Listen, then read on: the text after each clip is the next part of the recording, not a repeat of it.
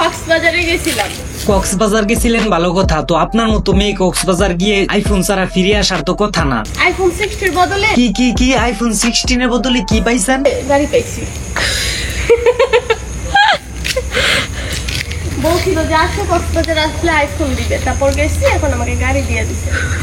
এইবার আর আইফোন দেয় নাই, আইফোনের বদলে একদম 4 চাকার বড় গাড়ি দিয়ে দিল। তাইলে তো খেলাটাও সেই লেভেলের হইছে মনে হয়। বলেন কি?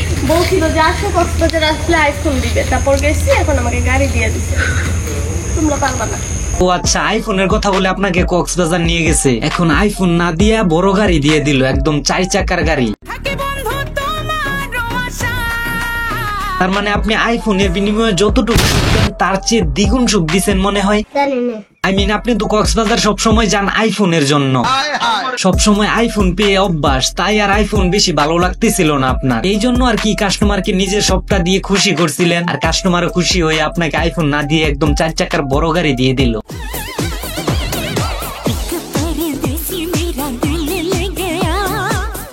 আপনারা মানুষকে এইভাবে সবকিছু দেখায় কি মজা পান, নাকি কাস্টমার খুঁজেন? না মানে কক্সবাজার যাওয়ার কাস্টমার খুঁজে না পাইলে এইভাবে সুইমিং পুলে পানি ভিজা সাইজ দেখাইলেই কাস্টমার পাওয়া যায়। মোটামুটি যতগুলা কাস্টমার দরকার ইনবক্সে সবগুলা আসে।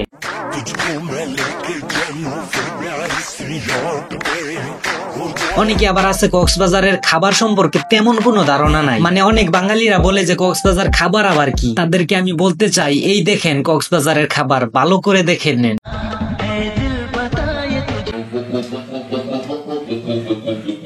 অনেকেই জানতে চায়, আপু তোমার ফিটনেস এত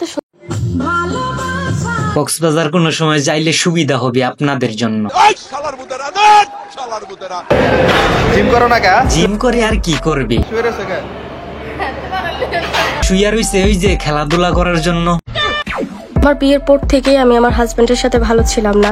আমার কেন জানি মনে হতো সে কারোর সাথে রিলেশনে আছে। তাহলে আপনার কি বিয়ে হয়ে গেছে নাকি? আমাদের কোনো বিয়ে করতে হইলে আমার আব্বা আমারে কইও যে তোমার মেয়ের পছন্দ হইছে, যে এবার ঢাকা শহরে 10টা বাড়ি আছে, 10টা গাড়ি আছে, তোমার মাইয়ারা 10টা আইফোন দিতে পারবে, iPhone 16 pro max, London, America, Canada, Singapore, Thailand, Malaysia নিয়ে ঘুরতে পারবো, এবার কাছে আমি বিয়ে করব।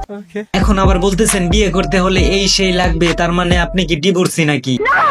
আচ্ছা, আপনি তো মারাত্মক লেভেলের ঘোরাঘুরি করেন, তাহলে আজকে কোথায় যাবেন? ও আচ্ছা, কক্সবাজার যাবেন, তাইলে কাস্টমার ঠিক করে যায়েন, না হয় আবার আইফোন পাবেন না। আপনার মতো টিকটকাররা তো আইফোনের জন্যই কক্সবাজার যায়, ঠিক না?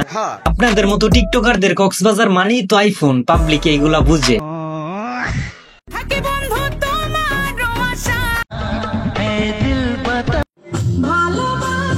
জিম করতে গিয়ে সামনে এইভাবে ক্যামেরা রেখে টিকটক ভিডিও না বানাইলে আপনি তো মাইন্ডসেট। মানে ভাই, এইভাবে ক্যামেরা অ্যাঙ্গেল দিয়ে টিকটক ভিডিও করার মানেটা কি? বেশি হইছে ওইটা দেখানোর জন্য? আমার ফিগারটা আগে অনেক সুন্দর ছিল, আমি আগে অনেক সুন্দর ছিলাম, আমার স্কিন। এইটা আবার কোন ধরনের ব্যায়াম বুঝলাম না। তো বেশি বড় হয়ে গেছে কক্সবাজার গিয়ে নাকি? এখন ব্যায়াম করতেছে তো ছোট করার জন্য।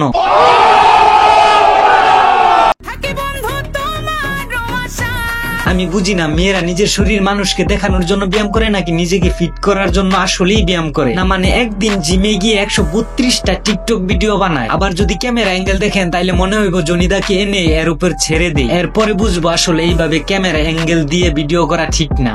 এই পুতুল আপু, কোথায় যাও? বিদেশে।